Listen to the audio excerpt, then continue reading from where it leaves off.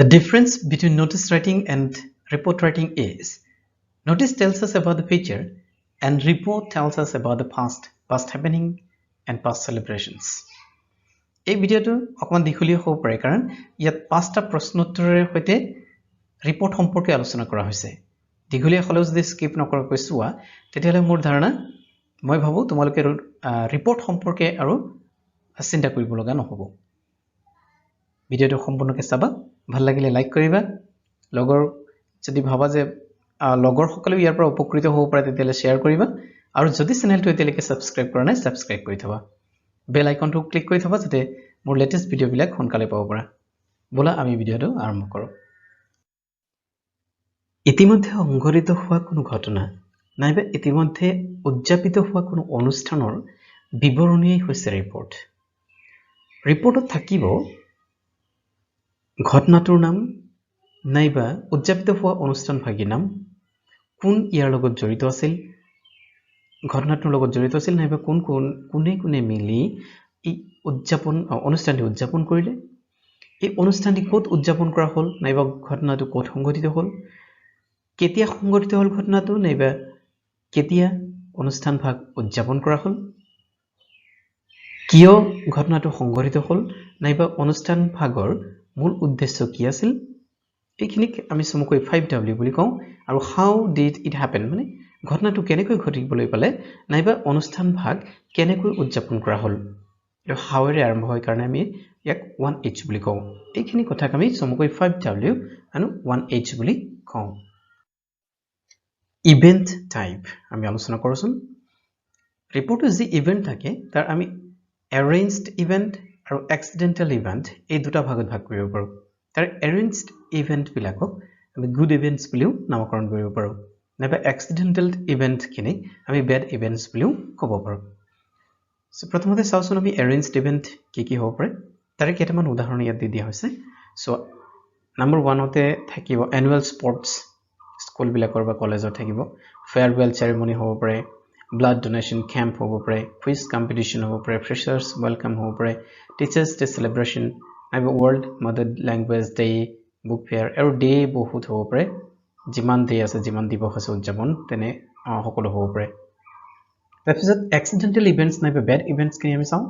Bed ইভেণ্টছখিনি হ'ব পাৰে road accident, সঘনাই পৰীক্ষাটো অহা দেখা যায়, flood, earthquake, bank robbery, fire, epidemic নাইবা পেণ্ডেমিক, সেইটো আমি জানোৱে যে মহামাৰী নাইবা পেণ্ডেমিক বুলি যিটো কয়, ৱৰ্ল্ড ৱাইড এপিডেমিকটোক আমি পেণ্ডেমিক বুলি কওঁ, ষ্টৰ্ম নাইবা চাইক্লন আৰু হ'ব পাৰে এটচেট্ৰা বুলি কৈ আছে, আৰু এনেধৰণৰ ইভেণ্ট আৰু বহু হ'ব পাৰে। ৰিপৰ্ট লিখোঁতে language matters a lot. Language of report writing, আমি লেংগুৱেজখিনি চাওঁচোন, ৰিপৰ্টত কেনেধৰণৰ লেংগুৱেজ হ'ব লাগে। লেংগুৱেজ সম্পৰ্কে আমি দুটা ভাগত ভাগ কৰিছোঁ ইয়াত, হেডিংছ ড'জ এণ্ড ডণ্টছ।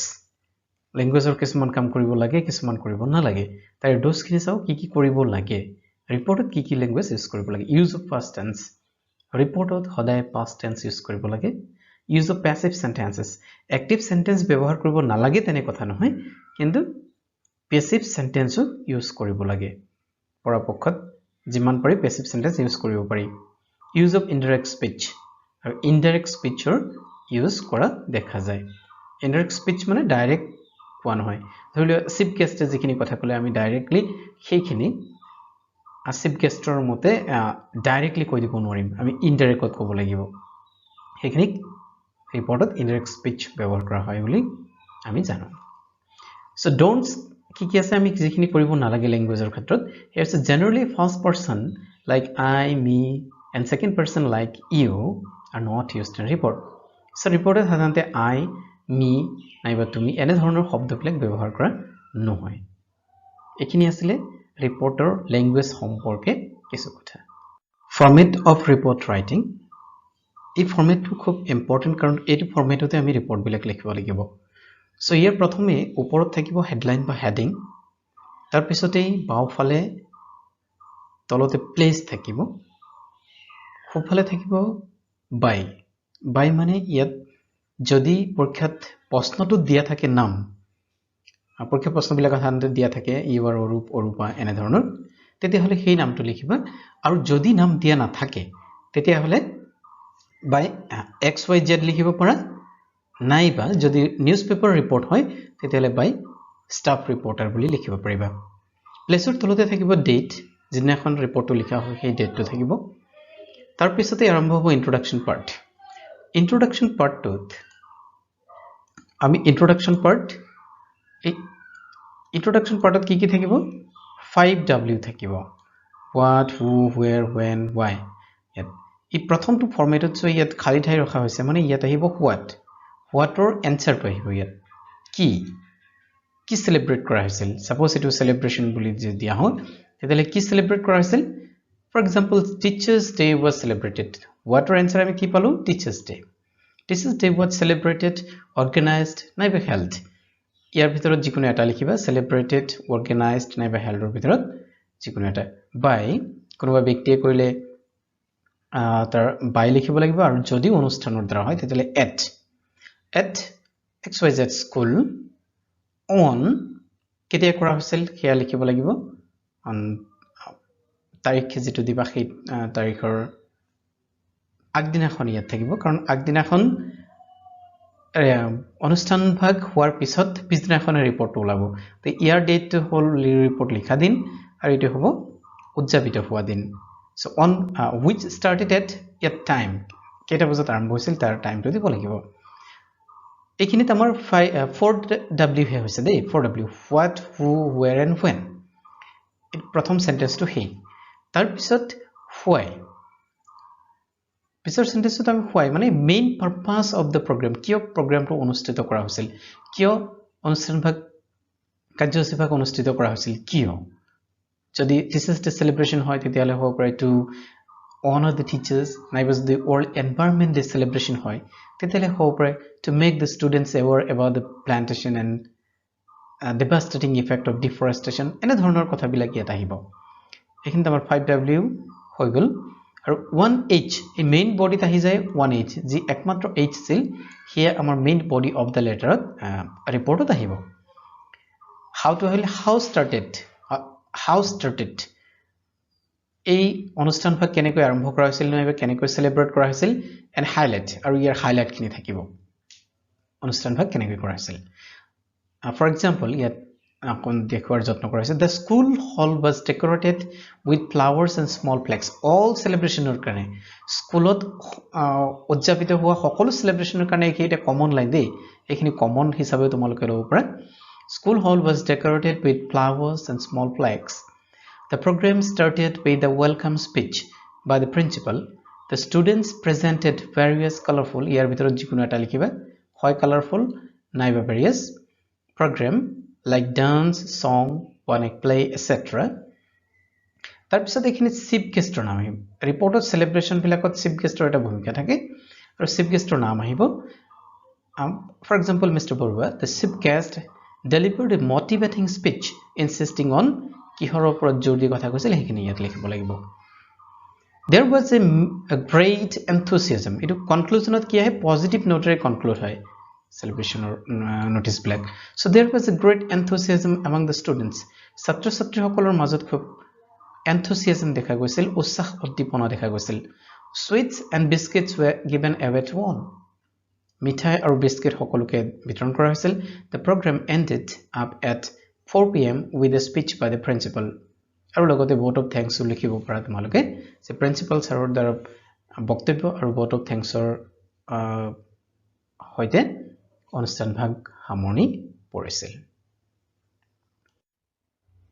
এতিয়া আমি কেটামান পৰীক্ষাত অহা ৰিপৰ্টৰ বিষয়ে আলোচনা কৰো 2018 ত HS সেকেন্ড ইয়াৰত এই প্ৰশ্নটো সোধা হৈছিল You are Imran Rita of Sunrise Academy Guwahati Recently, your school celebrated the World Environment Day.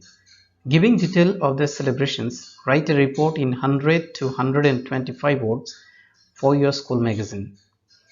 So, report magazine বাবে আহিব পাৰে নাইবা report newspaper বাবে আহিব পাৰে. So, ইয়াত magazine বাবে format প্ৰায় একেই ওপৰত heading বা headline থাকিব World Environment Day celebration যেহেতু প্ৰশ্নত দিয়া আছে বাই কোন ইউৰ ইমৰান বা ৰীতা দিয়া আছে গতিকে ইয়াত ৰীতা লিখা হৈছে by Rita place Guwahati date 5th June 2020 World Environment Day was celebrated at Sunrise Academy Guwahati on 5th June which started at 9:30 a.m. The main purpose of the program was to make the students aware about the environment. The school hall was decorated with flowers and small flags. The program started with a welcome speech by the principal. The students performed various programs like dance, song, and one-act play, etc. Mr. Das, a forest officer who was the chief guest, delivered a motivating speech insisting on tree plantation and forest conservation. Then 100 siblings were planted around the school premise. There was a great enthusiasm among the students. Sweets and biscuits were given away to all. The program ended up at 4 p.m. with the speech and vote of thanks by the principal. আগৰ ফৰ্মেটৰ লগত ইয়াত যদি ৰিজাইজ হোৱা তেতিয়াহ'লে চাবা সেই গোটেইখিনি কথা ইয়াত প্ৰতিফলিত হৈছে 2017ত হায়াৰ ছেকেণ্ডেৰী ছেকেণ্ড ইয়াৰত এই কুৱেশ্যনটো আহিছিল you are Gopal Anita of Gopt Higher Secondary School, Karimganj.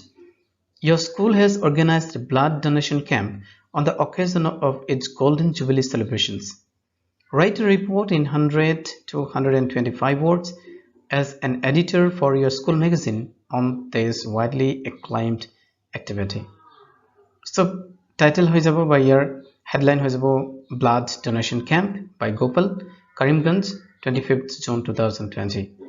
A blood donation camp was organized by Gopt High Secondary School, Karimganj on 5th June 2020, which started at about 10:30 a.m.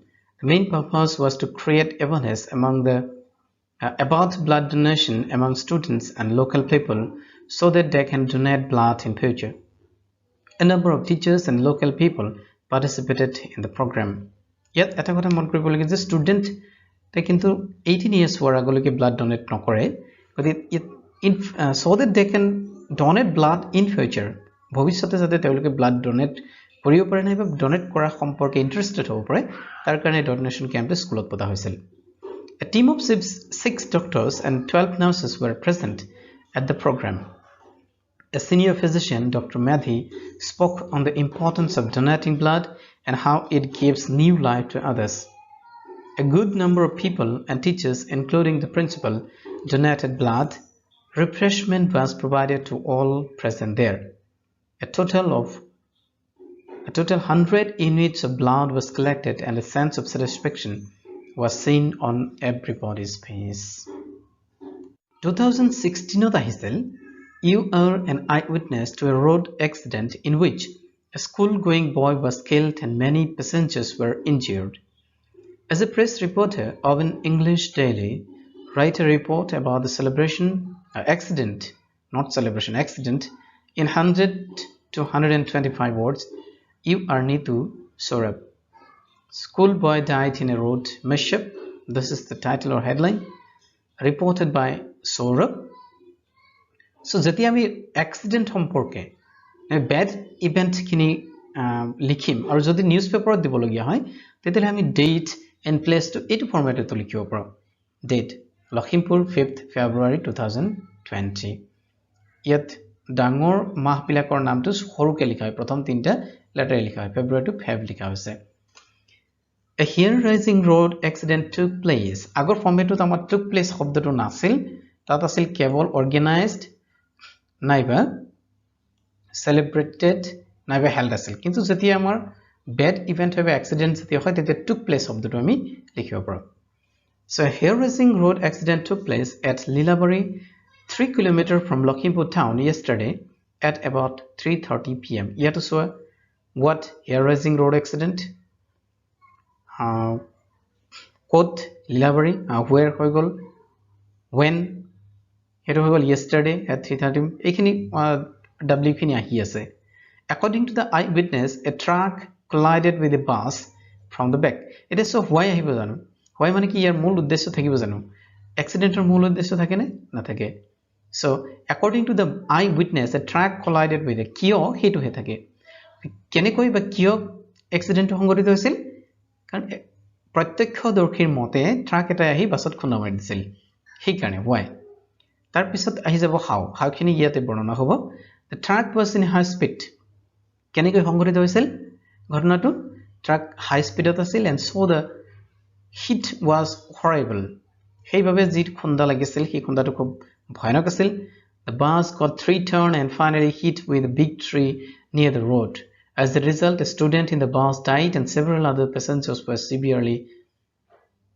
injured a big crowd gathered on the spot the injured were immediately taken to the nearby civil hospital someone from the crowd called for police arrived at the spot though the truck driver fled somehow police started their investigation এনেকৈ আমি road accident সম্পৰ্কেও লিখিব পাৰোঁ write a report for a local daily on the basis of the information given below HSLC metric পৰীক্ষাত আহিছিল চনটো exactly জনা নগল কাৰণে অকল HSLC দি থৈছো সো প্ৰশ্ন এনে ধৰণৰ আহিছিল তেতিয়া হিন্ট দিয়া থাকে ক্লাস 10 ত যিখিনি আহে হিন্ট দিয়া থাকে আগৰখিনিত কোনো হিন্ট দিয়া নাছিলে কেৱল ঘটনাটোৰ দিয়া আছিল আমি বনাই লিখিব পাৰিছিলো কিন্তু সোৱা ক্লাস 10 ত যিখিনি আহে এইখিনি কেনেকৈ আহে এনে ধৰণৰ হিন্টখিনি দিয়া থাকে Dhemaji area several embankment on the Brahmaputra bridge 1000 villages affected 40,000 hectares of crops damaged 2000 persons stranded soldiers helped the rescue operation relief provided by the district administration এইখিনিৰ আলমত আমি ৰিপৰ্টটো লিখিব লাগিব headline আহি গল Dhemaji flood affected 1000 villages by staff reporter ইয়াত নাম নথকাৰ কাৰণে আমি staff reporter লিখিব পাৰিলো Dhemaji 1st July